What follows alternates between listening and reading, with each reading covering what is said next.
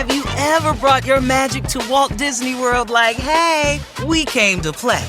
Did you tip your tiara to a Creole princess or get goofy officially? Step up like a boss and save the day? Or see what life's like under the tree of life? Did you? If you could. Would you? When we come through, it's true magic. 'Cause we came to play. Bring the magic at Walt Disney World Resort. Walmart Plus members save on meeting up with friends.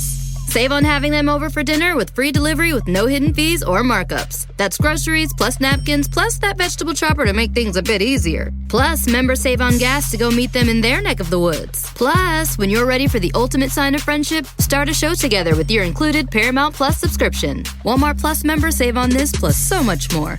Start a 30-day free trial at walmartplus.com. Paramount Plus Essential Plan only. Separate registration required. See Walmart Plus terms and conditions. What's good, y'all? This is Breeze Brewing from the Mighty Juggernauts. And make sure you subscribe and download the podcast, Library Rap, the hip-hop interviews with Tim Einenkel. Hip-hop journalism on the highest level. Yeah, what's up? It's your boy Joel Ortiz, and I want everybody to make sure that they subscribe and download the podcast, Library Rap, the hip-hop interviews with Tim Einenkel. Yo, Tim, I hope all is well. You my guy. I know these interviews are not interviews, they're actually conversations, and I appreciate them all. Yow. Hey, what's up, everybody? This is Ice-T. I want you to do something for me. Make sure you download and subscribe Library Rap, the hip-hop interviews with Tim Einenkel. It is fucking official. All right? Stop playing. Download and subscribe. Library Rap, the hip-hop interviews with Tim Einenkel. It's cold. This is a journey into sound. Let's go.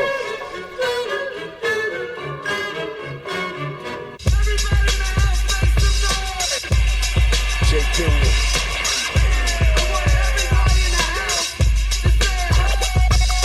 This is a journey into sound. A journey which along the way will bring to you new color, new dimension, new value. Okay, party people in the house. The legendary group De La Soul has said this about my next guest. Quote, J.PERIOD's mixtapes transcends just mixing records. It's how De La puts together an album and puts meaning behind it. The way J.PERIOD does that is genius. And with that, J.PERIOD, welcome to the library with Tim Einenkel and allhiphop.com. Thank you so much for being here. Yes, salute. Glad to be here. So I don't really mean to start out the first question I'm going to ask you with another quote, but I'm going to anyway. So, the intro of Sway, he first says, quote, the DJ is the cornerstone of hip hop. And then you also on your site, you have this quote from Black Thought that says, J.PERIOD is a true master of his craft. He goes more in depth than any other DJ. So I just first want to ask you about your early beginnings as a DJ, but then who were your influences that, to become a DJ, was the element of was that the element you wanted to pursue in the first place? And then who were your DJ influence that made you kind of step your game up to kind of become this master storyteller? I think, my earliest influences, it wasn't necessarily that I had in mind to be a DJ. I just loved hip hop. I was probably a B-boy first, on the dance floor. And also, I was an artist, a visual artist, so I had some graph experience. I was never really a rapper, but I was definitely a writer. And, DJing, I think, came out of the fact that I just love this music. And so, I wanted always, when I heard a record, to hear another record.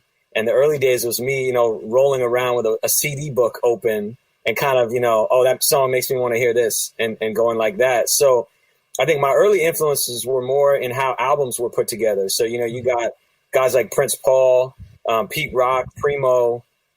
Those are probably, some of my biggest influences early as a producer. Q-Tip, Tribe Called Quest was my favorite group growing up. And, there was a certain way that those albums came together, and it was an experience. And I guess when I started DJing, I just wanted my, DJ experience to be an experience. And mixtapes were a way that I could pick and choose from, all of the illest sources. And so, I think there's been an evolution in terms of what I've done. Back then it was more rocking in clubs. Right. and, you know, keeping the energy up. And there's an ebb and flow. There's a story you tell as a DJ in a club, even though it's not an actual story. It's just more of an energy flow. And I think that mixtapes gave me an opportunity to take that out of, you know, the club. And the origin of, you know, I guess what became my style was that I was invited to a listening session for Nas, and everyone was interviewing him, and he's just kind of telling his life story. And I got all this on tape, and I thought, man, it would be so ill to take this story and chop it up and put it with his music and make that into a mixtape. And that really became the blueprint for the style that I've, you know, developed and that I'm known for now. I know you're from Cali, but what is for you, what was the Nas influence? I mean, I know you said that, you just said obviously that you had this listening party and you took it chopped up, but would have Nas been like that first choice for you to make this kind of mixtape, just knowing who you enjoyed listening to or who you grew up listening to? I mean, the funny thing is I never imagined it getting to this point. This was always about me making mixtapes of my favorite artists. You know, I think in the hip hop that I loved as a kid, and really in all hip hop from that era, there are stories. You know, the stories are embedded into the music, whether it's Slick Rick or Nas, you know, Biggie, you know, guys that could paint pictures with words. Those were the ones that I gravitated towards. And so I really wanted to paint my own pictures, really with their words by assembling them and, you know, remixing them and putting them together. So, you know, the Nas story, it really just comes from the fact that Nas was, you know, one of my favorite MCs. And so I had wanted to make a Nas mixtape. I think I already had in mind to make a Nas mixtape when I went to that listening session. But I wasn't even supposed to be in there. It was a bunch of college radio DJs, and I just went with my man because he couldn't make it, and he sent me in his stead. And that was where this idea came together. So it wasn't necessarily mapped out. This was just me pursuing the things that I loved and was passionate about. What was the reaction when you kind of first told people about this idea that you wanted to do for a mixtape, or proposed it to even talk to Nas about it? You know, the Nas tape really happened in that moment where I got the interview, and then I went up to him after and I said, you know, I got this great idea, you know, can I get a drop? And he gave me the cosign, you know, this is J.PERIOD, or this is Nas with J.PERIOD, this is the best of Nas. And, you know, back then you kind of took that, put it together. I don't think anybody really knew, you know, what I had in mind, because I don't think anyone had ever really done this before, mixing interviews in a mixtape. And it was only after I put it out that I started to see a response. So I got calls from a few friends like, yo, I'm in a barbershop in Brooklyn and they got your Nas mixtape. And I was like, oh, is it really mine or is it a bootleg? And they're like, oh, it's a bootleg. So I was like, all right, good. You know, that's a good sign. And so then I got, you know, put up on how to go out into the streets where they sold mixtapes and, you know, and do that whole situation, which was the early days of it. And I think it just caught on. You know, I don't think that anyone was like, yo, have you heard this new Nas interview mixtape? It was just like, yo, that mixtape is dope. And, oh, yeah, by the way, it's kind of fly how he's weaving in the stories. So I think that the trick was back then you had to sneak the stories in to the experience of the mixtape. As I've you know, gone on, I've evolved and I've tried to put more of the stories in now that I'm known for that. But back then it wasn't really a thing. You had to kind of slide that in on the back of the dope music. You know, you read articles written about you, interviews you've done, and it seems like a key component from the author or the interviewer always talks about how you're really involved with producing sessions, with crafting, you know, in studio crafting with the artist what you want out of it, versus, you know, other DJs that might, or other producers that might have a team of people just kind of, and they put their name on it on top. Can you take us into a studio session with you? What is it like for you when you're working with the artist? What do you expect from the artist, and what do you think they expect from you? I mean, that's a good question. I think, you know, when I'm in the studio with an artist, there's a respect level. You know, I always, you know, to this day, I'm a fan.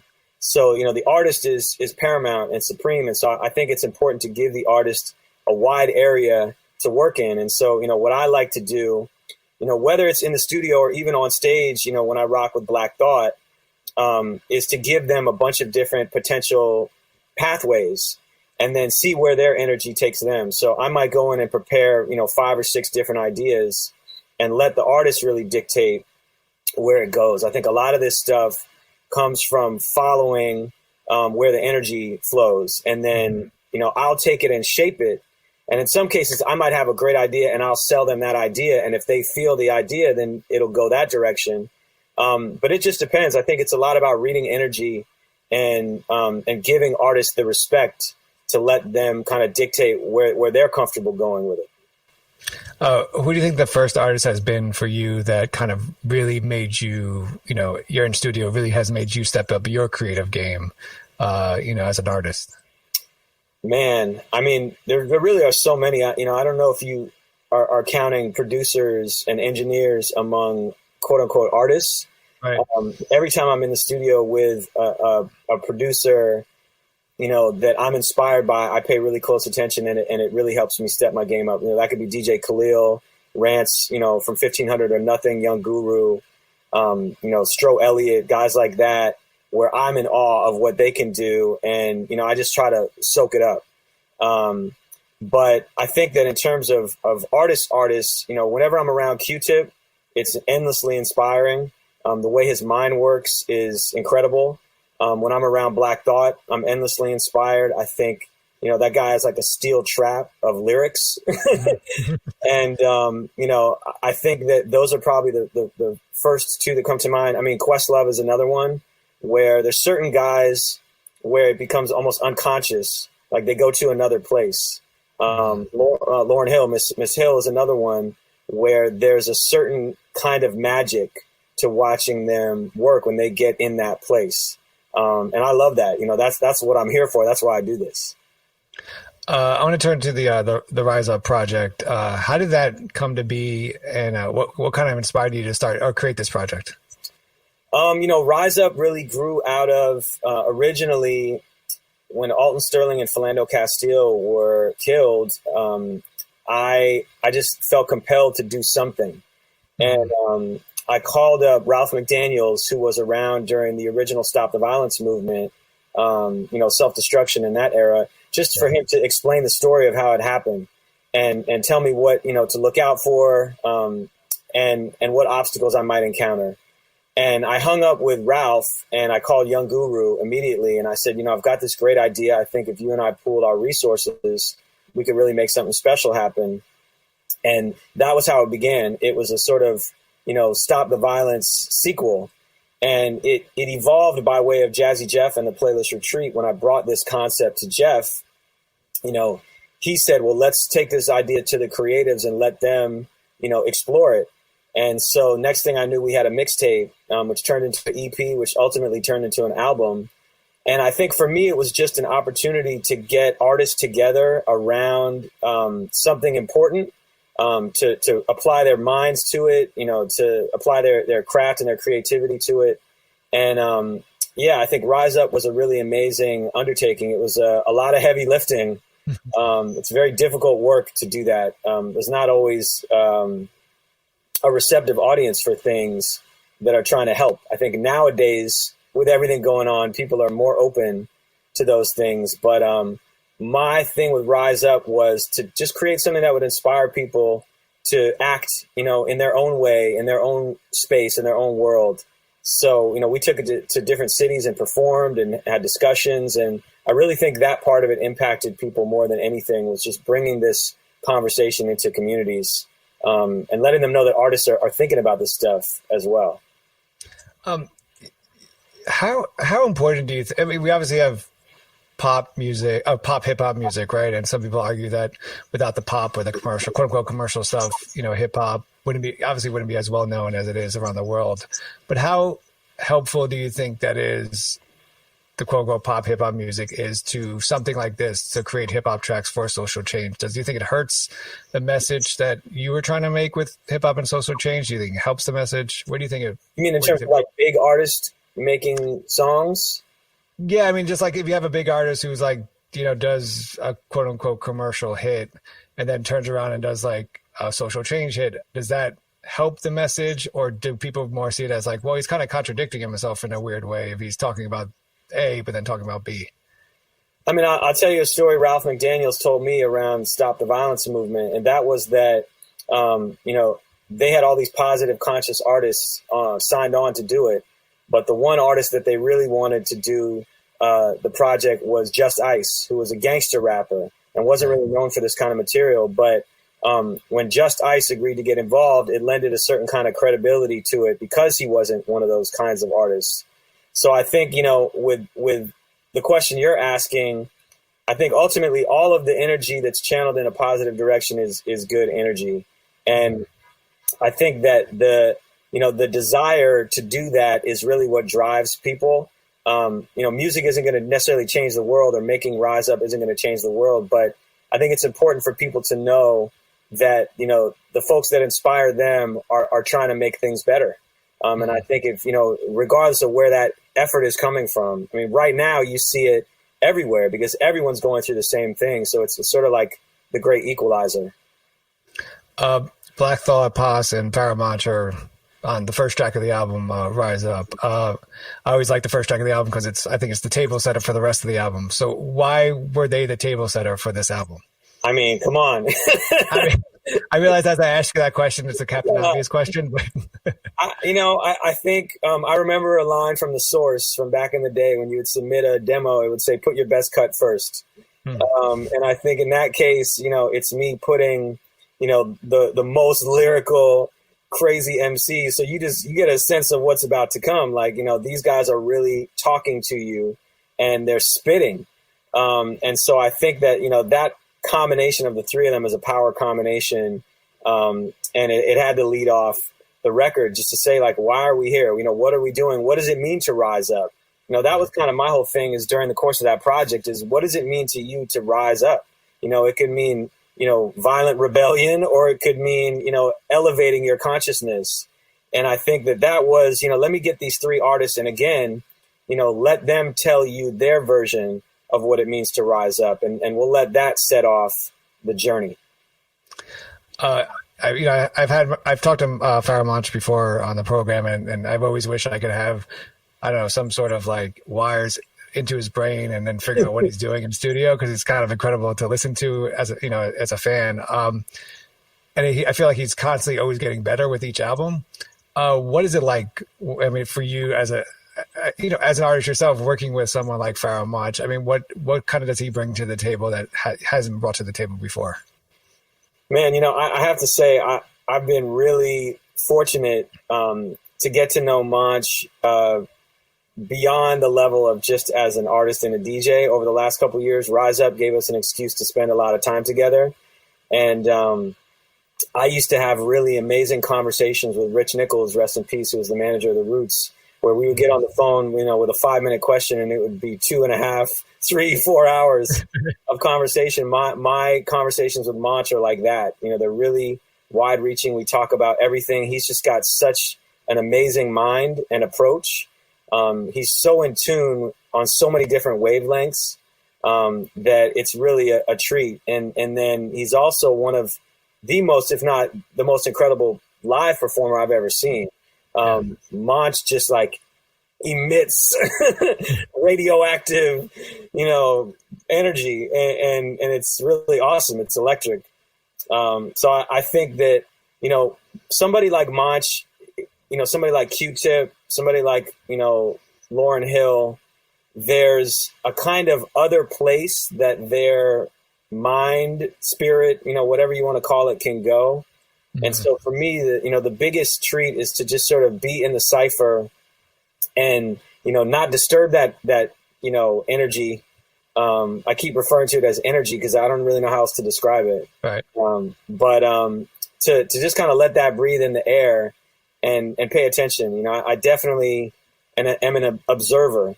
So in a lot of these situations, I'm quiet and I watch and I really try to soak it up. But Monch is incredible. He's one of the most talented MCs ever. Sure. You remind us on the top of J.PERIOD Presents the Live Mixtape, the Top 5 MCs edition, that what we do in hip hop is we take something old and we make it new again. For you, is there a kind of top 5 quote unquote oldies or that you would want to sample or that you wish you were maybe in studio to be a part of in terms of the production? Man, I mean, put me in the lab for any of those James Brown sessions. Really, the places, as I've started to make music, you know, what I've come to realize is that the magic is in the moment that it's created. And so, you know, making beats on an MP was how I started. That's cool. But then you get in the studio with real musicians and you watch the way a track transforms just by virtue of who's in the room and what they're doing, and they play off each other. You know, I put Rance Dobson and Stro Elliott and 14KT in a room and like, you know, like it's just insane. So, you know, put Aloe Black and Andra Day in a room together for a song for my album coming up. So I would say, you know, James Brown for sure. I mean, I would have loved to be, you know, a fly on the wall in any Michael Jackson session, any Prince session, you know, places where it's such like rarefied air that to just have a tape, like an audio recording of the room, you know, would be amazing. And to actually get to be there, you know, would have been overwhelming. I mean, funny, but some of this stuff, I actually prefer to not have been there. It maintains its magic. You know, I never met Prince. I never met Michael Jackson, and I'm kind of glad because I don't know if I want those people to be human in my mind. Right. You know, you've talked about Pharoahe Monch, and on this mixtape, he starts out the mixtape, but then you also, with the top 5 MCs, you ended with Rakim. I think this is another Captain Obvious question, but why started with Pharoahe and then ended kind of with Rakim to go versus switching, maybe going Rakim first and then Pharoahe to go out with? You know, I'm going first, huh? Trust me. You know, I think again, there's a sort of, as a DJ, an approach. You know, again, I go back to that source: put your hottest cut first. You know, there's something about, if you listen to all my mixtapes, you'll notice something. There's a kind of intro, you know, you're welcomed into this space. Then there's a kind of, you know, bam, you know, oh shit, that's what we're doing. And then there's a settling down into, you know, the flow, and then it sort of rises up again. Almost like a story. There's an arc to a story. And anyone that knows about writing knows that arc and how it goes. So I try to follow that kind of narrative arc in my mixtapes and my shows, where you just grab people's attention. And what is going to grab your attention better than, you know, Pharoahe Monch walking, you know, right out the gate. So I think that's really what it is. The Best of Lauryn Hill mixtape obviously comes at a time, and you have Kurt Loder's talking about people forgetting about her at the top. And as fans, we've obviously had very frustrating, a love-hate relationship sometimes with Miss Hill for different reasons, but she's obviously an incredible artist. At that time, why did you decide to create the mixtape, and what would the argument be for us not as fans to give up on her? I mean, why did I create the mixtape is simple, because I mean, she is one of the most talented artists of all time, no question. You know, there are singers and there are rappers, but name me one other person who can do both of those at the level that she does. You can't.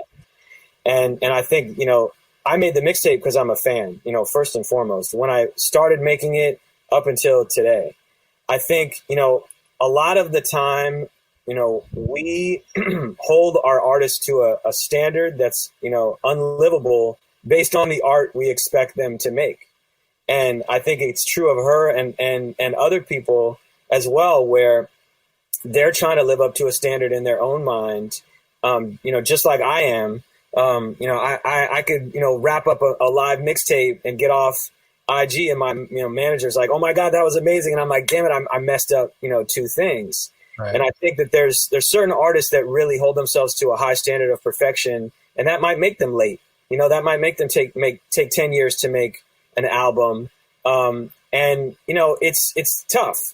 So I think that, you know, why you shouldn't give up hope. I mean, I would disagree with the question, only because I think that the best way to receive art is through the art. You know, we expect so much of these people. And you know, Kweli used to say, you know, like something about basically you paid for the album, you know, not for me.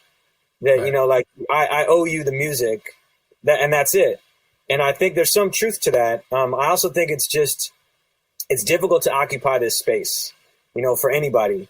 And I think that when you're judging, you know, whether it's Michael Jackson and, oh, well, did he do this or did he do that? Or, you know, Miss Hill or anybody, I think it's best to just, you know, listen to the music and that becomes the thing that you judge.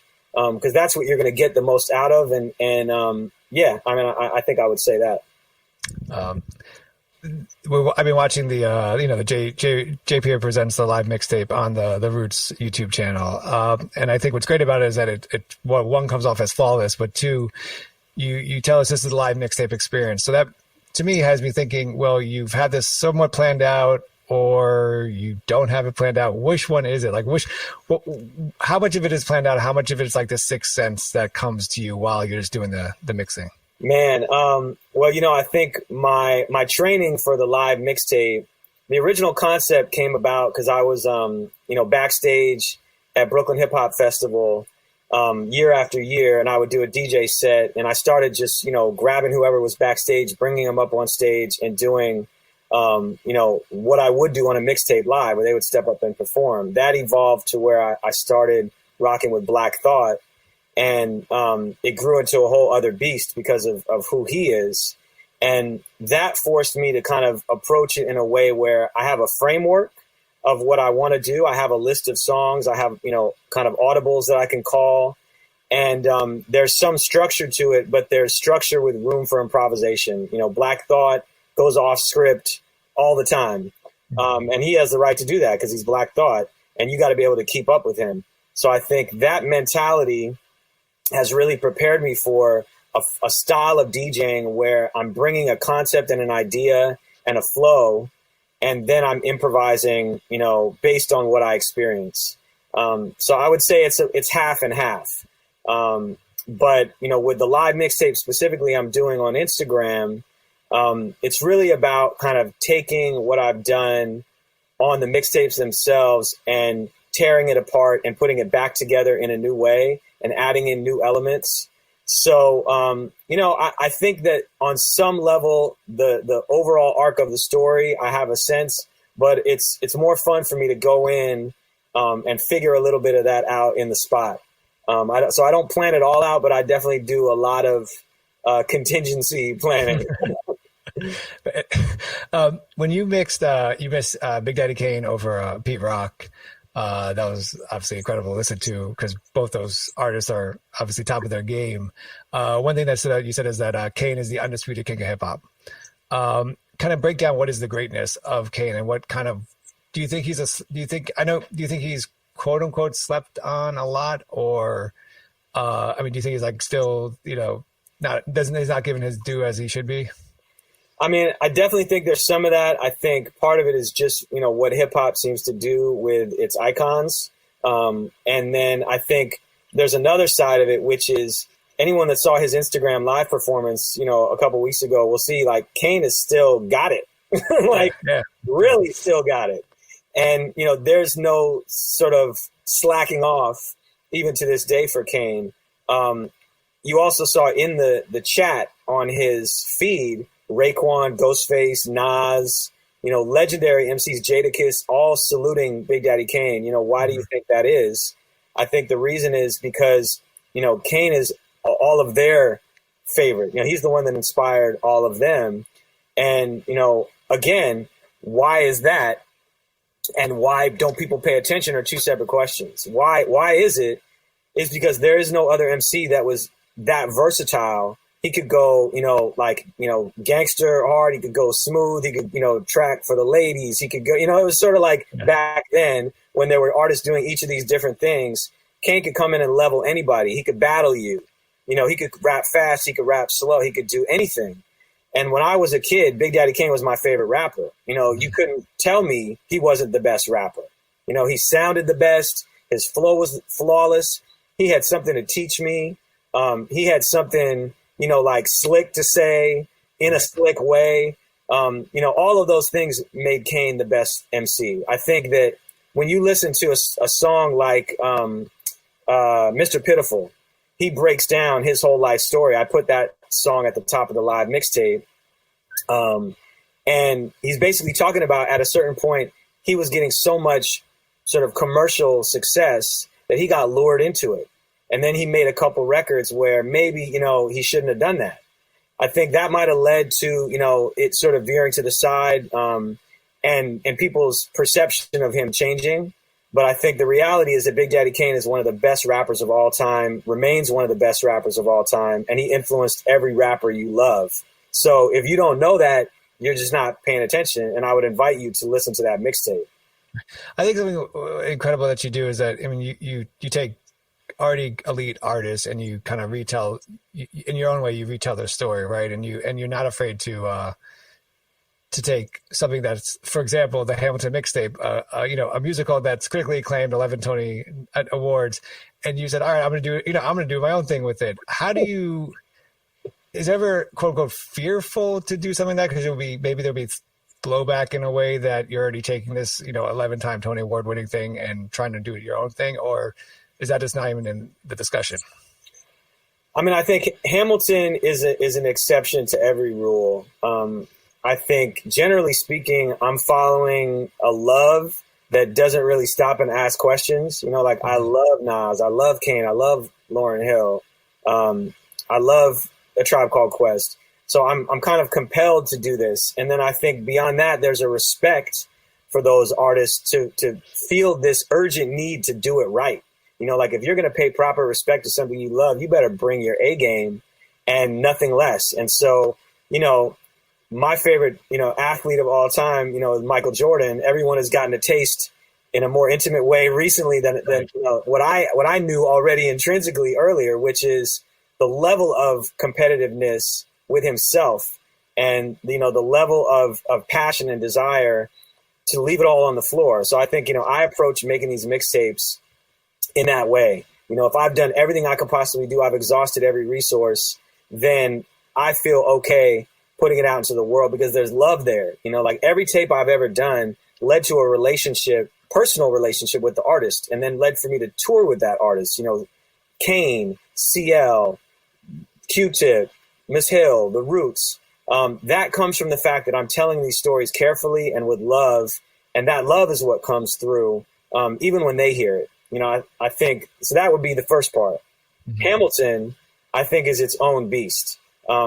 I was asked early on in the process to come in and make a mixtape. Back then, it was like take the cast recording and flip it over beats. So there's a version of 10 Dual Commandments that I made over Biggie 10 Crack Commandments that nobody has ever heard. That was my demo, and it's bananas. And then, from that moment, the original title for the Hamilton was the Hamilton mixtape. That was going to be the name of the play. So by the time it grew into this monster, I had already gone and I'd seen it, a week after it opened. I'd been listening to the soundtrack for about 6 months, and it had in that time grown into this phenomenon. So when Questlove and Riggs Morales, shout out to Riggs, called me back, I went into the studio with Quest at Electric Lady, and he basically said, all right, hold on one sec. He dials up Lin-Manuel on FaceTime, and he hands me the phone, and he says, all right, you guys go figure it out. And I was like, okay. So I went into the other room at Electric Lady, and, I talked to Lin about it. And, the thing was, the record label had gotten all these, amazing artists, and Lin had gotten all these amazing artists to make these covers. The record label was like, okay, it should be in this order. First should be the most, popular artist, then the next most, then the next most. Lin was like, well, look, this is my narrative. This, the soundtrack is my narrative. So I'm kind of stuck in that narrative creatively. And I said, all right, well, let me try and take that and run it through sort of what I would do on a mixtape, where it turns into kind of vignettes, and I can disassemble the story and reassemble the story in a way that will make it flow. And, even he kind of objected initially to my putting, the two hottest records, up top. It was like My Shot and Wrote My Way Out. He's like, no, you should separate those. And I was like, no, trust me. Again, back to that source tale of the tape. Like, you put the best record first, and people are like, oh my goodness. Then you hit them with another one, and they're like, this whole thing is going to be bananas. So, I think it was like trying to approach it from that way. But, do I stop and worry? I don't think so. And that's not to sound cocky or obnoxious, but it's just like I feel an obligation to hold these things up in their proper light. And I think that obligation, turns into responsibility, and responsibility doesn't have a place for fear. Like you just got to dive in headlong and pour yourself into it and hope for the best. So, I have crazy anxiety before this stuff comes out. Will people like it? And, all that other stuff, like anybody. But in the moment, I think you really got to pour yourself into it, and you can't be afraid. You operate from a place of fear and nothing good happens. You're called a musical storyteller, and I'm trying to figure out how to ask this question without thinking I'm being disrespectful to the artists you've already helped tell their stories. But is there a artist out there that you like and you appreciate and you think has done kind of a perfect job of already telling his or her story, so you wouldn't really want to touch or recreate that for them? Honestly, I think Jay-Z. I think there would be no point in doing a Jay-Z mixtape for me, because I feel like Jay has, architected his whole story arc. Like really, like, what are you going to do with that? If you take it and remix it and flip it, maybe you could put them over other beats. One of the things I think is I always want to touch untouched ground. Like I want to go to a place where other people wouldn't think to go and tell those stories. I think Jay is the most obvious choice. So, if Jay himself were ever to ask me to do one of these, yeah, I would do a Jay-Z mixtape, and I would hold it up like the Hamilton mixtape, which I think is, probably the greatest piece of art I've ever experienced. So I think having done that one, I don't know that there's an artist outside of the scope, but I do think that somebody like Jay, there's so much thought behind everything he does that to take it apart and put it together with new thoughts would almost be redundant. Like, I don't know if it would add other layers to the story, because he's 7 layers deep on any single rhyme by himself. Right, definitely. So Jay, this is my last question for you, but you're obviously this mixtape master storytellers. If you were to tell your story up until now, how would you want that mixtape to start? How would you want it to end? And then what would the story be? Well, I can tell you that I've already made that, and it's called my album. The album is, a couple knob turns and mix tweaks away from being totally done. And I'm really, really excited to put that out.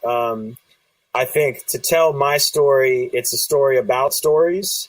It's a story about, kind of overcoming obstacles. It's a story about, love and kind of what happens if you pour love into the things that you're passionate about. And then lastly, I would say, I forget the way you asked the question, but how would the story start and end? Yeah. I think the story starts the moment I watched Beat Street as a kid. And my mind opens up to this universe of hip hop. And I think the story ends with these stories kind of in true internet fashion multiplying and going out into the world and sending ripples and shockwaves that make people, pick one up and say, oh man, like, what is this? And it's like they open it up and a universe expands like it did for me out of Beat Street. I think that would be, for me, the perfect ending to the story, is that it inspires other people to go and tell their stories and find out more about these people that I'm telling stories about. With that, the great J.PERIOD, thank you so much for being in the library with Tim Einenkel on allhiphop.com. I really appreciate it. Thank you so much, man. Yeah, this was a pleasure. Peace and salute. Peace, man. In the long history of the world, only a few generations have been granted the role of defending freedom in its hour of maximum danger. I do not shrink from this responsibility. I welcome it.